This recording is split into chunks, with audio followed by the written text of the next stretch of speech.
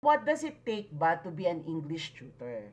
Number 4, know the different learning styles of students. Iba-iba ang paraan ng mga students to absorb what you teach. Kapag alam mo ang learning style ng students mo, mas magkakaintindihan kayo. Halimbawa, ito si student A. Tuwing nagle-lesson, feeling mo wala sa focus. Pinapabasa mo ng sinulat mo sa blackboard, pero tayo ng tayo. Pag pinakitaan mo ng cartoon video, yan, nakukuha mo yung attention niya. Pero after 1 or 2 minutes, tatayo na naman yan. Kung hindi mo alam ang learning styles, syempre gagawa ka ng conclusions. Ay, pasaway.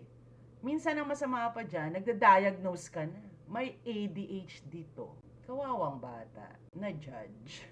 'Di ba? Mag-experiment ka muna. Try mo other ways to make the lesson more attractive. Paano mo magagawa yan kung hindi mo alam yung mga learning styles?